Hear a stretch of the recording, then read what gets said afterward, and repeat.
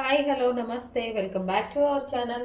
ఈరోజు మనము చేసుకోబోయే రెసిపీ అండి క్యాప్సికమ్ స్టఫ్డ్ బజ్జీ అండి. చాలా టేస్టీగా కొంచెం డిఫరెంట్ స్టైల్లో నేను ప్రిపేర్ చేయబోతున్నాను. ఇంకా ఆలస్యం ఎందుకు వచ్చేసేయండి.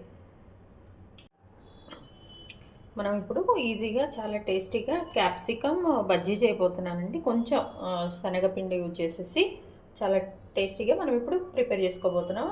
దానికోసమని నేను ఒక హాఫ్ కేజీ క్యాప్సికమ్ తీసుకొచ్చి మంచిగా వాష్ చేసి పెట్టుకున్నాను. ఇప్పుడు వాటిని ఎలా కట్ చేసుకోవాలో చూపిస్తాను. ఇట్లా హాఫ్గా కట్ చేసేసుకోవాలండి. ఈ క్యాప్సికమ్ యొక్క ఈ తొడిమ ఒకవేళ ఉంటే బాగుంటుంది అనుకునే వాళ్ళు ఉంచుకోండి, లేదు వద్దు అనుకునే వాళ్ళు తీసేసుకోండి. ఇట్లా అన్నీ రెండు ముక్కలుగా మనము చేసేసుకోవాలి. దీన్ని బజ్జీ అనొచ్చు, స్టఫ్డ్ క్యాప్సికమ్ అని కూడా అనుకోవచ్చు అండి. ఎందుకంటే మనం ఇప్పుడు కొంచెం అలానే చేస్తున్నాము. టేస్ట్ బజ్జీ టేస్ట్ లాగా వస్తుంది. అందుకోసం ఇది ఇట్లా రెండు ముక్కలుగా కట్ చేసుకున్నాము. ఈ లోపల గింజలు వద్దనుకునే వాళ్ళు అన్ని గింజలన్నీ కూడా మీరు తీసేసుకోండి. అవి అంత కారం అయితే ఏమి ఉండవు, ఉంటే బాగుంటుంది, అదొక టేస్ట్. ఇట్లా స్టవ్ ఆన్ చేసుకొని ఒక పాన్ పెట్టేసుకుందామండి. ఇప్పుడు ఎందుకంటే మనము క్యాప్సికమ్ స్టఫ్డ్ బజ్జీ చేస్తున్నాం కదా, ఆ స్టఫింగ్ కోసం అని చెప్పేసి మనము ఇవన్నీ కొంచెం ఈ దినుసులన్నీ కూడా కొంచెం లైట్గా మనం ఫ్రై చేసుకోవాలండి. దానికోసమని ఫస్ట్ ఒక టేబుల్ స్పూను మినపగుండు అండి, ఒక టేబుల్ స్పూను పచ్చిపప్పు. ఇవి కొంచెం ఉరికినే ఇందులో ఫ్రై అయిపోతాయండి. అందుకే దీనికి కొంచెంగా ధనియాలు, అలాగే కొంచెం అంటే ఒక 2 టేబుల్ స్పూన్స్ ధనియాలండి, అలాగే ఒక టేబుల్ స్పూను జీలకర్ర. ఇదంతా కూడా మనం కొంచెం అందులో పచ్చివాసన పోయే విధంగా మనం కొంచెంగా వేయించేసుకుందామండి. బాగేం అవసరం లేదు, ఎందుకంటే ఈ స్టఫ్ పెట్టాక మనం మళ్ళీ ఆయిల్లో వాటిని మంచిగా కుక్ చేస్తాం కాబట్టి కొంచెం వెచ్చగా మీడియం అట్లా మనము వేయించేసుకుంటే సరిపోతుంది.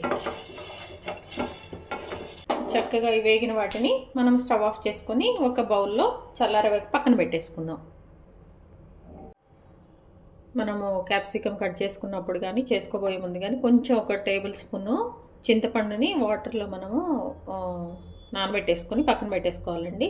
దీంతో మనకి లాస్ట్లో ఒక చిన్న పని ఉంది, చాలా టేస్ట్ వస్తుంది దీంతో. ఎలానో చూపిస్తా. ఇప్పుడు ఈ మిక్సీ జార్లోకి మనం ముందుగా వేయించుకున్నాం కదా మంచిగా, ఇవన్నీ కూడా వేసేసుకోవాలండి చల్లారాక. ఆ తర్వాత ఇందులో మనము కొంచెం ఒక టేబుల్ స్పూను కారము.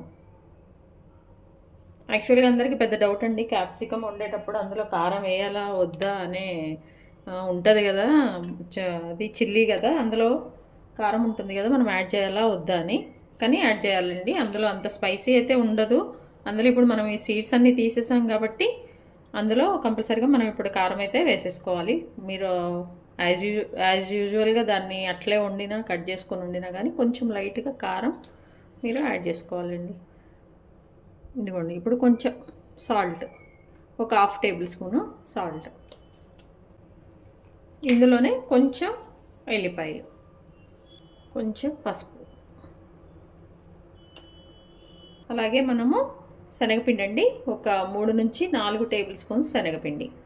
ఇవన్నీ కూడా వేసుకొని మనము కొంచెం మంచిగా మిక్సీ పట్టేసుకోవాలి. ఇవ్వండి మన పౌడరు మంచిగా మిక్సీ వేసాను. కొంచెం బరకగా ఇట్లయితేనే బాగుంటుందండి. ఇది వేసేసాము. ఇందులో ఏంటంటే ఇంకా కొంచెం మనకు మంచిగా టేస్ట్ రావడానికి ఆల్రెడీ మనం జీలకర్ర కూడా వేసాము, కానీ ఇప్పుడు కొంచెం జీలకర్ర అండి మిక్సీ వేసే ముందు వేసాము, అందులో మిక్స్ అయిపోయింది.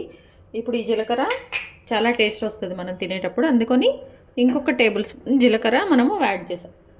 ఇంకొక టేబుల్ స్పూన్ జీలకర్ర మనము యాడ్ చేసామండి ఇందులో. ఇప్పుడు దీన్ని పక్కన పెట్టేసుకుందాం. ఇప్పుడు ఇందులో మనము కొంచెం ఒక ఆనియన్ అండి, ఒక ఆనియన్ చిన్న సైజు ఆనియన్ని కూడా మనము కట్ చేసుకొని వేసుకొని మళ్ళీ ఒకసారి మిక్సీ వేసేసుకుందాం. మనం ఆనియన్ వేసేసాక మనం మిక్సీ వేసుకుంటే ఇలా వచ్చింది కొంచెం ముద్దగా. ఇప్పుడు తర్వాత ప్రాసెస్ చూపిస్తాను. ఇవ్వండి, ఇట్లా మనము మిక్సీ వేసుకున్న దాన్ని మంచిగా ఈ స్టఫింగ్ కోసమని మనం ప్రిపేర్ చేసాము కదా, దీన్ని మనము ఇందులో పెట్టేసుకోవాలి. ఇట్లా పెట్టేసుకోవాలండి.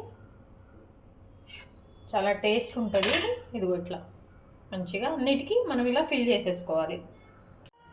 స్టవ్ ఆన్ చేసేసుకొని ఒక పాన్ పెట్టేసుకున్నామండి. దీనిలో మనము ఆయిల్ ఒక 2 టేబుల్ స్పూన్స్ ఆయిల్ వేసుకొని, కొంచెం ఆయిల్ హీట్ అయ్యాక మనం ముందుగా ప్రిపేర్ చేసి పెట్టుకున్నాం కదండి ఈ స్టఫ్డ్ క్యాప్సికమ్, దీన్ని మనము ఆయిల్లో కొంచెం ఫ్రై చేసుకోవాలి. ఇవి కాసేపు మనం కదలకుండా మూత పెట్టేసుకొని ఒక 5 నిమిషాలు కుక్ చేయాలండి. ఇవన్నీ ఒక 5 నిమిషాల తర్వాత మనము వీటిని తిప్పేసుకున్నాం, టర్న్ చేసుకున్నాం. సిమ్లోనే ఉడికించాలండి. సిమ్లో అయితేనే చక్కగా మంచి కుక్ అయిపోతాయి అన్నమాట. ఇలా మొత్తం టర్న్ చేసేసుకొని ఇంకొక 5 నిమిషాలు, 5 నిమిషాలు చేసేస్తే ఇప్పుడు ఆ లోపలంతా కూడా మంచి కుక్ అయిపోతుంది. ఆ పచ్చివాసన అంతా పోతుంది. క్యాప్సికమ్ కూడా మంచిగా కుక్ అయిపోతుంది అన్నమాట. ఇట్లా మొత్తం నీట్గా ట్రాన్స్ఫర్ చేసేసుకొని టర్న్ చేసేసుకొని మళ్ళీ దీన్ని మూత పెట్టేసి ఇంకొక 5 నిమిషాలు. చూడండి చక్కగా 2 వైపులా మంచిగా కుక్ అయిపోయినాయండి. ఒకసారి మీరు కలర్ చూస్తే తెలిసిపోతుంది మనకి. కలర్ కూడా మన క్యాప్సికమ్ మంచిగా కలర్ చేంజ్ అయిపోయిందండి. ఇట్లా అన్నీ ఒకసారి మనం పైకి మళ్ళీ ఇంకొకసారి టర్న్ చేసుకోవాలి. చూడండి స్టఫ్డ్ క్యాప్సికమ్ బజ్జీ రైస్తో తింటే భలే టేస్ట్ ఉంటుందండి. ఇట్లా మంచిగా కుక్ అయిపోయింది. ఏంటంటే ఇది కొంచెం బయటికి రాకుండా కొంచెం జాగ్రత్తగా టర్న్ చేసుకొని ఇప్పుడు చేసుకున్నాం కదా. దీని మీద ఏంటంటే మనం ముందుగా చింతపండుని ఇట్లా నానబెట్టుకుని ఉన్నాము.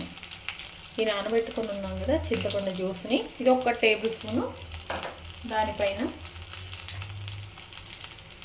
వేసేసుకోండి. చాలా టేస్ట్ వస్తుంది ఇది. అక్కడక్కడ పులుపు తగిలి మనం తినేటప్పుడు టేస్ట్ తగిలిపోతుందండి. వేసాక మళ్ళీ ఒక్కసారి ఇట్లా ఇట్లా కలిపేయండి. అయిపోయిందండి మన క్యాప్సికమ్ స్టఫ్డ్ బజ్జీ. లాస్ట్లో ఏంటంటే ఇంకొంచెం మన ఇది ఇమ్లీ వాటర్, చింతపండు, దీన్ని ఒక 2 ఫింగర్స్తో ఇట్లా మనము చల్లేసుకోండి, బాగుంటుంది. ఇందాకంటే స్పూన్తో వేసాం కాబట్టి అది ఒక దగ్గర పడుతుంది. కొంచెం ఇట్లా మనము స్ప్రింకిల్ చేసుకుంటూ ఉంటే వీటన్నిటికీ అక్కడక్కడ పడుతూ ఉంటుంది అనమాట. బాగుంటుంది తినేటప్పుడు. ఇదైతే మర్చిపోవద్దండి, చాలా బాగుంటుంది. ఇంకా స్టవ్ ఆఫ్ చేసుకోవటమే, మన రెసిపీ రెడీ అయిపోయింది. ఇదిగోండి చాలా టేస్టీగా మన క్యాప్సికమ్ శనగపిండి బజ్జీ రెడీ అయిపోయిందండి. ఇది మనం పప్పుచారుతో కానీ ఎట్లా తిన్నా కానీ చాలా బాగుంటుంది. చూడండి ఒకసారి ట్రై చేయండి, చాలా బాగుంది. ఇది మంచి సైడు డిష్ అండి. ఇది ఎవరికైనా ఒకసారి చేసి పెట్టామంటే మళ్ళీ మళ్ళీ తింటారు. చాలా టేస్ట్ ఉంటుంది. రెడీ అయిపోయిందండి. టేస్టీగా ఎమ్మీగా మన క్యాప్సికమ్ బజ్జీ రెడీ అయిపోయింది. మీ విలువైన సమయాన్ని కేటాయించిన వీడియోస్ చూస్తున్నందుకు మీ అందరికీ నా ధన్యవాదాలండి. మీ అందరికీ నచ్చినట్లయితే like, share, subscribe. Thank you.